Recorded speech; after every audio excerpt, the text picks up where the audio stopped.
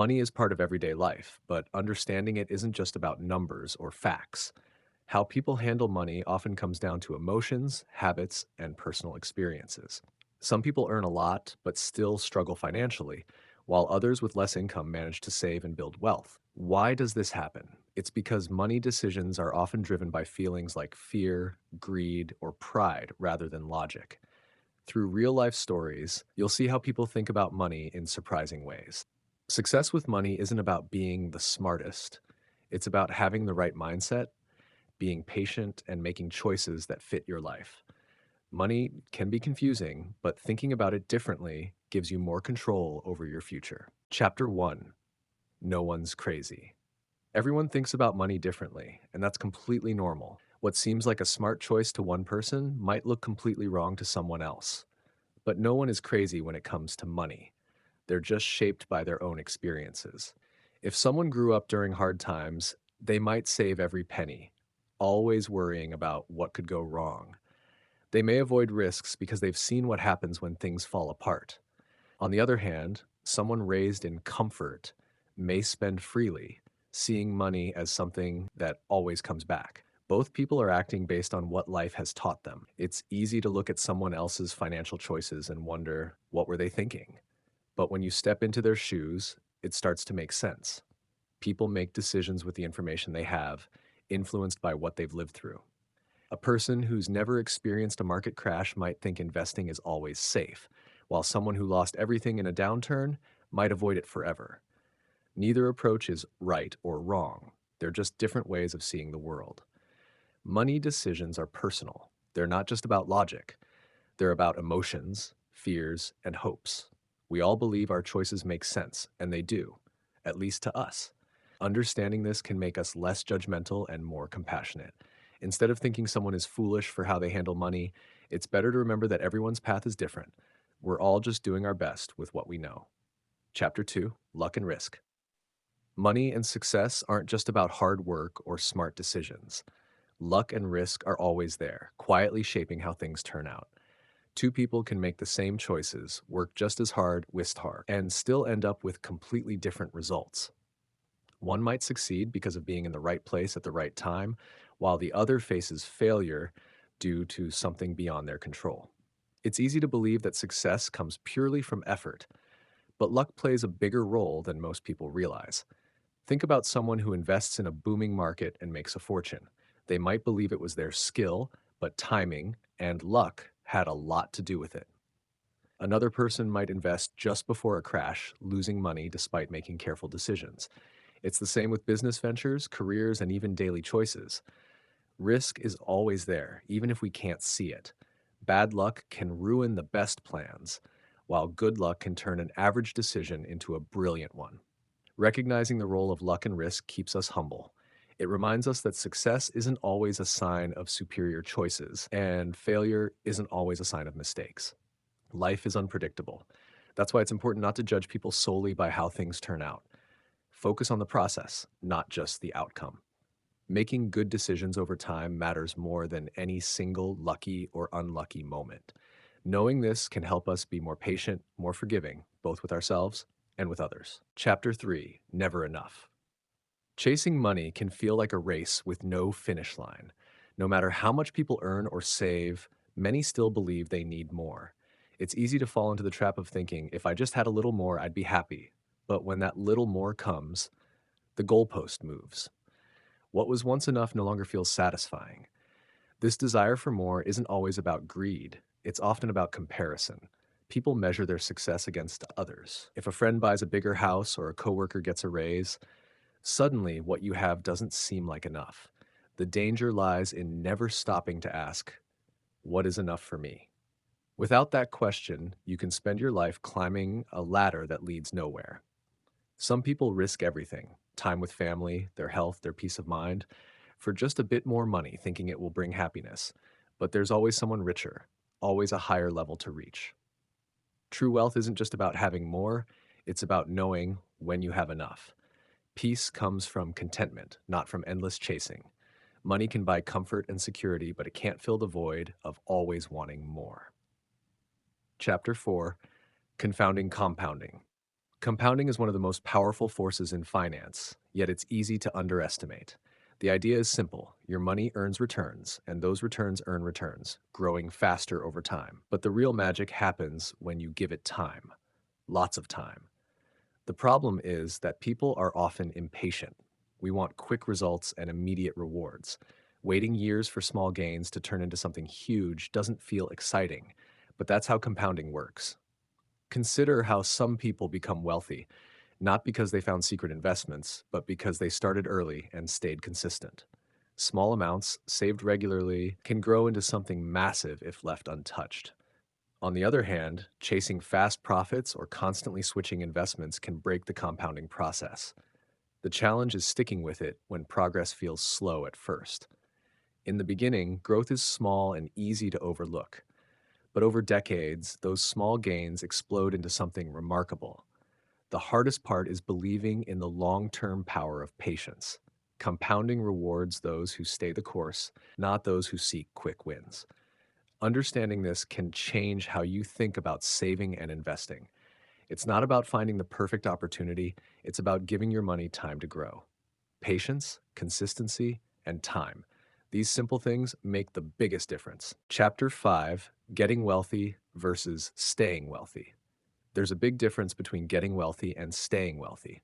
Many people are good at building wealth, but maintaining it over the long term is another challenge. Getting wealthy often involves taking risks, being aggressive, and making big bets. It's about seeking opportunities and taking action, sometimes with a bit of luck on your side. But once you have wealth, the focus changes. The goal is no longer about growing your money quickly. It's about protecting it and avoiding mistakes that could lead to losing it. Staying wealthy requires a different mindset. It's about being cautious, avoiding unnecessary risks, and knowing how to manage what you have. The habits that help you get rich may not be the same ones that help you stay rich. Wealth is fragile. One bad decision, one unexpected event can undo years of hard work. That's why many successful people focus on preserving what they've built, diversifying their assets, and being patient with their wealth. They understand that the key to lasting wealth isn't always about striving for more. It's about knowing when to stop, when to protect, and when to enjoy the wealth you've earned. Chapter 6, Tails You Win. Life isn't always about the average outcomes, but about the extreme ones, those unexpected, rare events that can change everything. In finance, these tails are the outliers, the big wins or devastating losses that don't happen often, but when they do, they make all the difference. Most of our decisions, whether with money or in life, focus on the average, the middle ground. But true success often comes from being prepared for those rare, unpredictable moments. Think about investments or businesses that seem to take off against all odds. These opportunities are often the tails, the big winners that happen once in a while and change the course of someone's financial life. The key is to understand that while most things won't yield huge returns, the ones that do can have a massive impact. This doesn't mean taking reckless risks, but it's about understanding that the biggest rewards often come from being ready to take a chance when the rare opportunity presents itself. By focusing too much on steady, predictable growth, we can miss the bigger picture. Life is full of surprises, and sometimes the most important decisions are those that prepare you for the unexpected.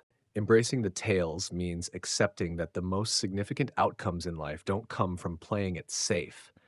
They come from being open to the possibility of something extraordinary. Chapter 7, Freedom. At the core of wealth is not just money, it's freedom.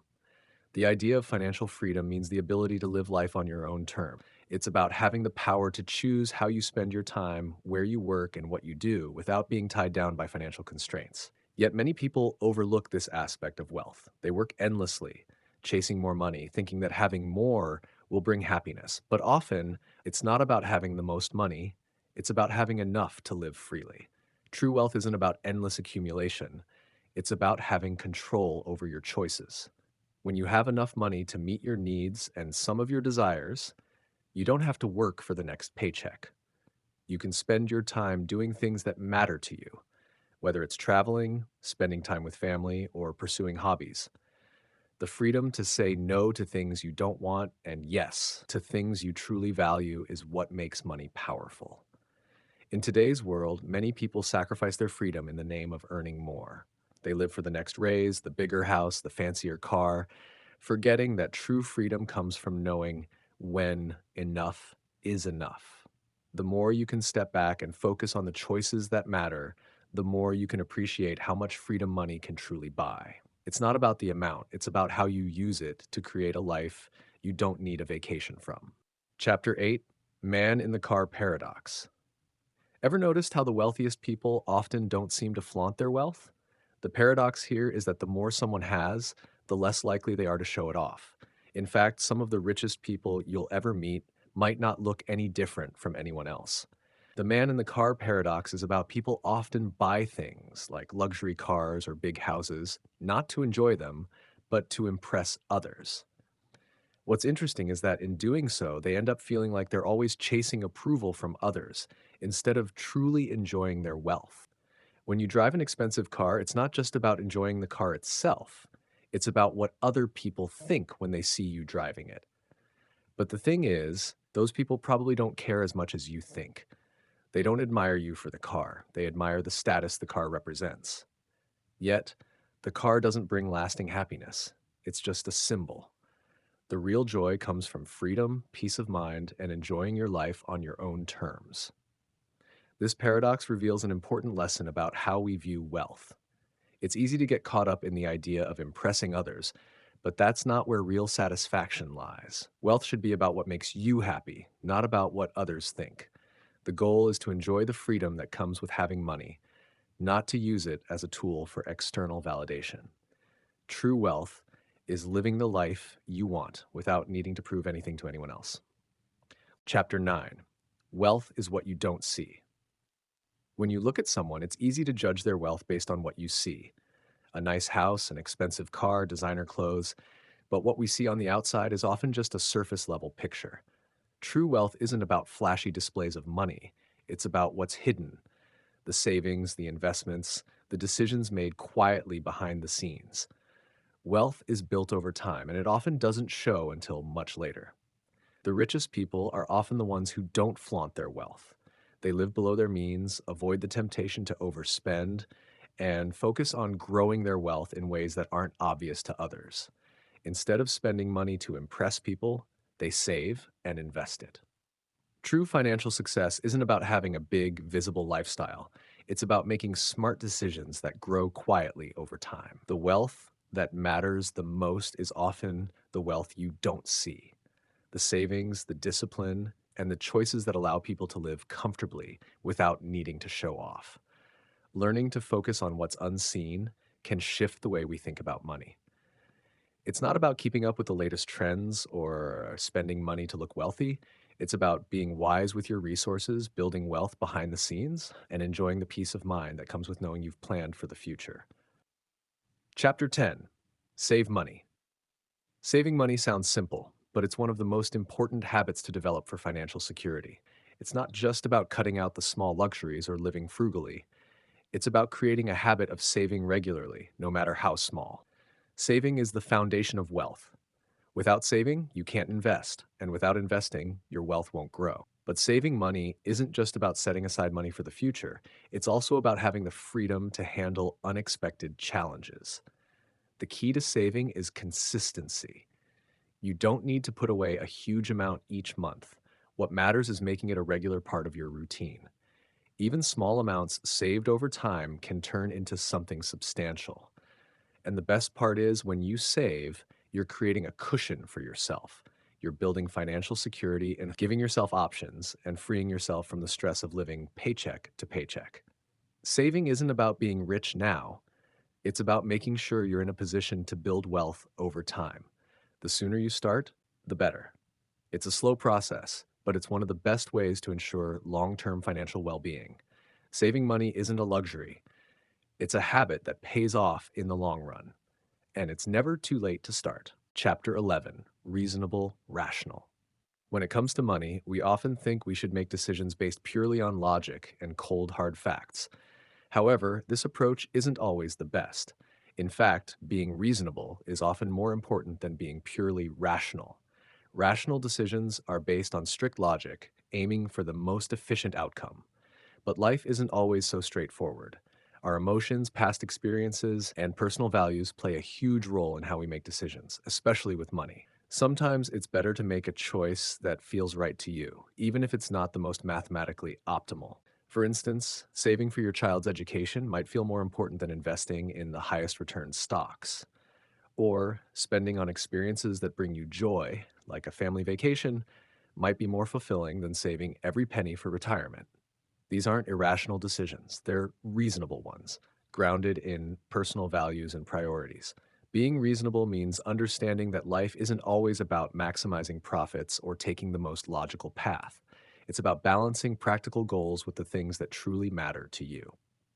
Wealth isn't just about numbers. It's about living a life that feels meaningful and aligned with your values. When we make decisions that honor both our logic and our emotions, we create a more fulfilling financial life. Chapter 12: Surprise. Life is full of surprises, and so is the world of money. We can plan all we want, but unexpected events, both good and bad, always have a way of changing things. The market crashes, new technologies emerge, the economy shifts, and our personal circumstances evolve in ways we can't predict. It's impossible to fully prepare for every surprise, but understanding that they will come helps us navigate them with more resilience. In finance, we often try to predict the future, but the truth is, the future is unpredictable. No one can know exactly what's going to happen, which is why having a flexible mindset and an adaptable strategy is key. Being surprised is part of life, and the best we can do is prepare ourselves for the unexpected by being open to change and managing risk. Some of the greatest success stories come from people who were able to take advantage of surprising opportunities. On the flip side, some of the biggest failures happen when we ignore or underestimate the possibility of the unexpected. The key is to stay grounded and remain flexible, knowing that life's surprises, whether good or bad, are always just around the corner. Embracing uncertainty and being prepared for surprises is a big part of handling money wisely. Chapter 13: Life is unpredictable, and this is especially true when it comes to finances. We all make mistakes, and we all face setbacks. That's why it's so important to build room for error into your financial plans. Instead of aiming for perfection or expecting that everything will go according to your plan, it's much wiser to assume that things will go wrong at some point and prepare for it. Financial decisions carry risk, and things may not always work out as you expect. Having room for error means that you're not betting everything on one perfect outcome. It's about being able to absorb losses and manage risks in a way that doesn't derail your financial future. For example, if you're investing in the stock market, you shouldn't put all your money into one stock, thinking that it will only go up. It's better to diversify your investments so that if one part of your portfolio underperforms, the others can pick up the slack. It's also about giving yourself the financial cushion to handle unexpected expenses or emergencies. Life is full of surprises, and things often don't go as planned. By saving a little more than you think you'll need or budgeting for unexpected costs, you'll have the flexibility to deal with whatever comes your way. Room for error is not about being reckless or irresponsible. It's about creating a safety net that can catch you when things go wrong. In the long run, being prepared for mistakes and setbacks will give you more peace of mind and help you stay on track, even when life gets messy. Financial success isn't about avoiding errors altogether. It's about having the resilience and resources to bounce back when they happen. Chapter 14: You'll change. One thing that's certain in life is change. And when it comes to money, the person you are today may not be the person you are in a few years. Your financial goals, values, and needs will evolve over time. The things that seem important to you now, buying a house, saving for a vacation, or paying off student loans, might shift as you grow older. This chapter highlights how important it is to recognize that your financial decisions today might not be the right choices for you in the future. When you're young, you might be focused on building your career, enjoying experiences, or living in the moment. As you enter different stages of life, whether it's starting a family, buying a home, or preparing for retirement, your financial priorities will naturally change. What's key is understanding that you won't always have the same goals, desires, or perspectives. Today's financial decisions are shaped by your current stage in life, but tomorrow's will be shaped by where you are then. That's why it's essential to stay flexible and open to change. A financial plan that works for you in your 20s may not be the best plan when you're in your 40s or 60s. You might be more focused on saving for retirement, or perhaps your goals will shift toward helping your children with their education. By acknowledging that you'll change, you give yourself the freedom to adapt your financial strategy as your life evolves. This might mean adjusting your budget, changing your investment strategy, or even revisiting your long term goals. The key to long term financial success is recognizing that change is inevitable and embracing it.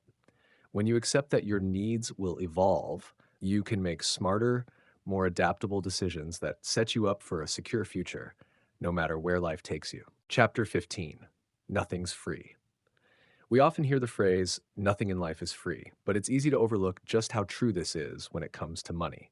Whether it's a free giveaway, a so called free service, or the allure of a zero interest offer, there's almost always a hidden cost. Sometimes the price is obvious, like a product with hidden fees. Other times, it's more subtle, like the opportunity cost of spending money in one area instead of another. The truth is that everything comes with a price, and that price might not always be in the form of dollars. Sometimes it's in the time or effort we put in, the risks we take, or the consequences that follow a financial decision. For instance, if you buy something on credit and pay it off over time, the free offer you see might actually end up costing you far more in interest. This chapter reminds us to be aware of the hidden costs in life. It's not always about how much something costs at first glance, it's about understanding the long term implications. We need to be cautious and discerning in our financial decisions, remembering that free often has strings attached. By recognizing these hidden costs, we can make smarter choices, avoid debt traps, and ensure we're not paying more than we bargained for, in money or in other ways. Chapter 16. You and Me. Our relationship with money is deeply personal, but it's also influenced by the people around us. The way we handle our finances is shaped not just by our own decisions, but by how others, family, friends, society, view money and success. This chapter explores how you and me, or rather the people in our lives, play a significant role in our financial choices. The people we spend time with can influence our attitudes toward money. For example, if your friends or family prioritize spending over saving, you might find yourself making similar choices without even realizing it. On the other hand, being around people who are disciplined with their money might encourage you to adopt better financial habits. Social pressures, both subtle and direct, can push us to spend beyond our means, buy things we don't need, or chase after trends simply to keep up. At the same time, the way we handle money can influence others. Our financial choices can set examples for those we care about, particularly younger family members or friends who look up to us. This chapter emphasizes that our financial lives aren't lived in isolation. Our choices ripple out and impact those around us, whether we realize it or not. The key takeaway here is to be mindful of the influence we have on others and the influence they have on us. Building healthy, balanced attitudes toward money, independent of societal pressures, can help us make better choices. Understanding that money is not just a personal matter, but a shared experience can lead to deeper insights into how we relate to wealth, security, and happiness. Chapter 17. The Seduction of Pessimism. Pessimism often feels like a safe approach to financial decision making, especially when faced with the constant stream of negative news about the economy, the stock market, or global events. It's easy to fall into the trap of thinking that everything is heading toward disaster. In fact, our minds are wired to focus more on threats and negative information, making us more likely to believe that things will go wrong.